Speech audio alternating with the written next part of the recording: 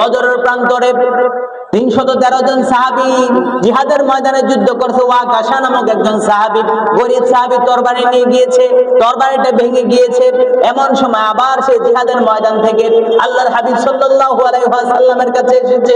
এসে বলল, ইয়া রাসূলুল্লাহ, ইয়া হাবিবাল্লাহ, ওগো নবীজি, জিহাদের প্রান্তরে আমার তরবারিটা ভেঙে গিয়েছে। ওগো নবী, আমাকে একটা তরবারি দেন, আমি যেন জিহাদ যুদ্ধ করতে পারি। ইয়া রাসূলুল্লাহ, ইয়া হাবিবাল্লাহ, আমাকে একটা তরবারি দেন। আল্লাহর হাবিব সাল্লাল্লাহু আলাইহি ওয়াসাল্লাম বলেন, ও আমার সাহাবা, শোনো শোনো, তুমি আমার কাছে তরবারি দিচ্ছ। কত সাহাবাকে তরবারি দিতে পারে নাই, খালি হাতে তারা জিহাদের ময়দানে গিয়েছে শুধুমাত্র একজনের সাহায্যের জন্য। তিনি কে? নাসর সম্পর্কে কিছু কথা বলতে চাই। আল্লাহ তাআলা যদি আমাকে তৌফিক দান করে, বিষয় সংশ্লিষ্ট কিছু কথা আমি আপনাদের সম্মুখে তুলে ধরার চেষ্টা করব। ওমা তাওফিকি ইল্লা বিল্লাহ। আসুন আমরা সকলে সূরাটা সম্পর্কে জানার আগে সূরাটা আমরা সকলে একসাথে তেলাওয়াত করে নেই। সকলে আমরা জবান খুলে পড়ি। বিসমিল্লাহির রহমানির রহিম। ইযা জাআ নাসরুল্লাহি ওয়াল ফাতহ ওয়া রাআইতান নাসা ইয়াদখুলুনা ফি দীনিল্লাহি আফওয়াজা ফাসাব্বিহ বিহামদি রাব্বিকা ওয়াস্তাগফির ইন্নাহু কানা তাওয়াবা। সুবহানাল্লাহ। এই সূরাটি মহাগ্রন্থ আল কোরআনের 110 নম্বর সূরা। 114টি সূরার মাঝে 110 নম্বর সূরা হলো সূরাতুন নাসর। এই সূরাতে বাক্য আছে 27টি, অক্ষর আছে 77টি। আল্লাহর হাবিব সাল্লাল্লাহু আলাইহি ওয়াসাল্লামের মাদানী জীবনে সূরাটি নাযিল হয়েছে। এই সূরাটির সংক্ষিপ্ত অর্থ হলো, ইযা জাআ নাসরুল্লাহি ওয়াল ফাত, যখন আসবে আল্লাহর বিজয় ও সাহায্য, যখন আসবে আল্লাহর বিজয় ও সাহায্য। ওয়া রাআইতান নাসা ইয়াদখুলুনা ফি দীনিল্লাহি আফওয়াজা, ও নবী, আপনি দেখতে পাবেন যখন আল্লাহর বিজয় এবং সাহায্য আসবে, তখন আপনি দেখতে পাবেন দলে দলে ঢলে ঢলে মানুষ কালিমার ছায়াতলে আসছে। ও নবী, যখন আপনি দেখতে পাবেন যখন আল্লাহর বিজয় এবং সাহায্য আসবে, তখন আপনি দেখতে পাবেন মানুষ ঢলে ঢলে ঢলে ঢলে ইসলামের ছায়াতলে কালিমা গ্রহণ করছে। সুবহানাল্লাহ। আল্লাহ রাব্বুল আলামিন পরের আয়াতে বলেন, ফাসাব্বিহ বিহামদি রাব্বিকা ওয়াস্তাগফির ইন্নাহু কানা তাওয়াবা। ও নবী, যখন আপনি আল্লাহর বিজয় এবং সাহায্য আসবে, তখন আপনি দেখতে পাবেন মানুষ দলে দলে ঢলে ঢলে ইসলামের ছায়াতলে আসছে। নবী, তখন আপনার মিশন কমপ্লিট। আপনাকে যে উদ্দেশ্যে দুনিয়ার জমিনে পাঠানো হয়েছে, অন্ধকারাচ্ছন্ন মানুষদেরকে আলোর পথে আনার জন্য, গোমরাহী মানুষদেরকে পথ দেখানোর জন্য, পথহারা মানুষদেরকে সঠিক পথের সন্ধান দেওয়ার জন্য, আর জাহান্নামী মানুষদেরকে জান্নাতি পথে নেওয়ার জন্য। ও নবী, যে উদ্দেশ্য আপনাকে দোরার মুখে পাঠিয়েছে, আল্লাহ রাব্বুল আলামিন আপনার মিশন কমপ্লিট হয়ে গেছে। সুতরাং ফাসাব্বিহ বিহামদি রাব্বিকা ওয়াস্তাগফির। ও নবী, আপনি তাসবিহ পড়ুন, আপনি আল্লাহর প্রশংসা করুন, আর আল্লাহর প্রশংসা করার সাথে সাথে আল্লাহর কাছে ক্ষমা প্রার্থনা করুন। ইন্নাহু কানা তাওয়াবা। ও নবী, এবার নিশ্চয় আল্লাহ রাব্বুল আলামিন তাওবা কবুলকারী। ইযা জাআ নাসরুল্লাহি ওয়াল ফাত। ইযা জাআ নাসরুল্লাহি, নাসর মানে সাহায্য, নাসর মানে আল্লাহর সাহায্য, নাসর মানে সাহায্য, নাসর মানে বিজয়। আর বিজয়ের সাহায্য দান করেন একজনই, তিনি কে? আল্লাহ রাব্বুল আলামিন। যদি আমাদেরকে বিজয় না দিত, আমরা কখনো বিজয় অর্জন করতে পারতাম? আমরা বদরের প্রান্তরে ইসলামের প্রথম যুদ্ধ বদরের যুদ্ধ, ইসলামের প্রথম যুদ্ধ বদরের যুদ্ধ, বদরের প্রান্তরে আমাদেরকে যিনি, মুসলমানদেরকে যিনি সাহায্য করেছেন, তিনি কে?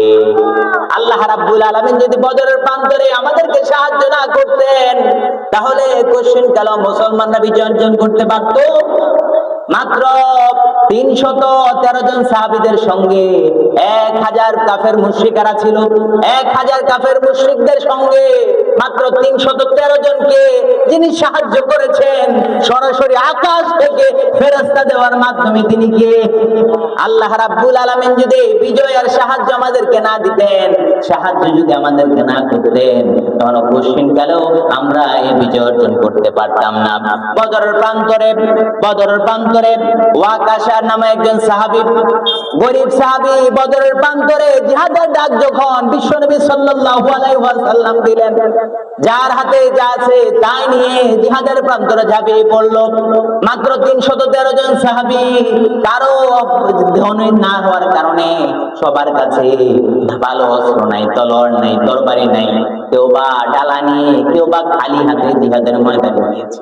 শুধু উদ্দেশ্য ছিল, মনের শক্তি ছিল, ঈমানের চেতনা ছিল, আল্লাহ তাআলা আমাদেরকে সাহায্য করবে। এদিক দিয়ে আল্লাহর হাবিব সাল্লাল্লাহু আলাইহি ওয়াসাল্লাম সিজদায় পড়ে গেলেন, ওগো রব্বুল আলামিন, এই জিহাদ বদরের প্রান্তরে আপনি যদি আমাদেরকে সাহায্য না করেন, আপনি যদি আমাদেরকে সহযোগিতা না করেন, এই 313 জন সাহাবী যদি শহীদ হয়ে যায়, তাহলে আল্লাহ তোমার জমিনে কালিমার পতাকা, কালিমার দাওয়াত দেওয়ার আর একজন থাকবে না। ওগো নবীজি, ওগো আল্লাহ, আপনি যদি বদরের প্রান্তরে সাহাবীদেরকে সাহায্য করেন, সাহায্য না করেন, ওগো আল্লাহ, তাহলে আপনার এই জমিনে আপনার নাম নেওয়ার মতো আর একজন থাকবে না। আবু বকর রাদিয়াল্লাহু তাআলা পিছন দিক থেকে জড়িয়ে ধরলেন, ইয়া রাসূলুল্লাহ, ইয়া হাবিবাল্লাহ, ওগো নবীজি আপনি আর কাঁদবেন না, আমার মনে হচ্ছে যেন আল্লাহ রাব্বুল আলামিন আল্লাহর আপনার ডাক কবুল করেছে। ওগো নবীজি আমরা বিজয় অর্জন করব। ওগো নবীজি আপনি আর কাঁদন করবেন না, আপনার কন্দন আমার সহ্য হয় না। আল্লাহর হাবিব সাল্লাল্লাহু আলাইহি ওয়াসাল্লামের দোয়া আল্লাহ তাআলা সাথে সাথে কবুল করে নিয়েছেন। বদরের প্রান্তরে 313 জন সাহাবী জিহাদের ময়দানে যুদ্ধ করছে। ওয়াকাশা নামক একজন সাহাবী, গরীব সাহাবী, তরবারি নিয়ে গিয়েছে, তরবারিটা ভেঙে গিয়েছে।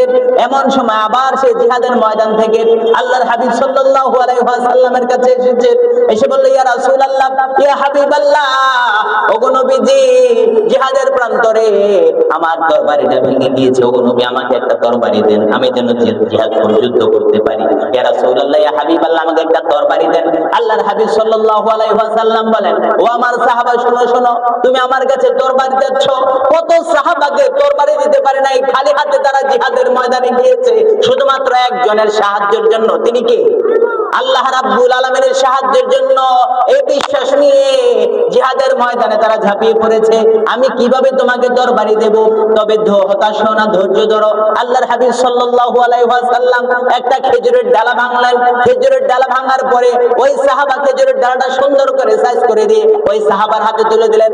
সাহাবা একবার রাসূলের চেহারার দিকে তাকায়, আরেকবার ওই তরবারির ডালার দিকে, ওই খেজুরের ডালার দিকে তাকায়, একবার রাসূলের দিকে তাকায়, আরেকবার খেজুরের ডালার দিকে তাকায় আর বলে, ইয়া রাসূলুল্লাহ, ইয়া হাবিবাল্লাহ, ওগো নবীজি আপনি কি দিলেন এটা? আমি যখন এই খেজুরের ডালা নিয়ে জিহাদের ময়দানে যাব, কাফেররা তো সর্বপ্রথম আমাকে মারার আগেও তারা আমার তরবারি দিকে আসবে। আল্লাহর হাবিব সাল্লাল্লাহু আলাইহি ওয়াসাল্লাম বলেন, ও আমার সাহাবা, তুমি তো জিহাদের ময়দানে তোমার শক্তি দিয়ে কাফেরদের সঙ্গে যুদ্ধ করতে যাচ্ছ না, কারণ তোমাকে যিনি সাহায্য করবেন তিনি কে? আল্লাহ রাব্বুল আলামিনের সাহায্যের প্রত্যাশায় তুমি জিহাদের ময়দানে যাও, এইকে নিয়ে তুমি জিহাদের ময়দানে যাও। ওই সাহাবা ওই খেজুরের ডালা নিয়ে জিহাদের ময়দানে গেল, বদরের প্রান্তরে গেল। বদরের প্রান্তরে কাফেরদের সাথে তুমুল ধরে জিহাদের ময়দানে যুদ্ধ করছে। হঠাৎ করে এক কাফের আক্রমণ করতে আসলো। ওই খেজুরের ডালা যে রাসূল সাল্লাল্লাহু আলাইহি ওয়াসাল্লাম তার হাতে তুলে দিয়েছে, ওই খেজুরের ডালাটা ওই ব্যক্তি হাতে নিয়ে আল্লাহু আকবার করে ওই কাফেরের গায়ে আঘাত করতে দেরি ওই কাফের তো দ্বিগন্ডিত হলো। সাথে সাথে ওই কাফেরের যে ঘোড়াটা ছিল ওই ঘোড়া পর্যন্ত দ্বিখণ্ডিত হয়ে জমিনের মধ্যে পড়ে গেল। আল্লাহু আকবার, আল্লাহু আকবার, আল্লাহু আকবার। যদি বাংলা ইয়াকিনের সাথে বিশ্বাস নিয়ে আল্লাহর সাহায্য চাওয়া যায়, জিহাদের ময়দানে যায়, বান্দা যে কোনো কাজ করুক না কেন সাহায্য করবেন একজন, তিনি কে? আল্লাহ রাব্বুল আলামিন সাহায্য করবেন, সহযোগিতা করবেন।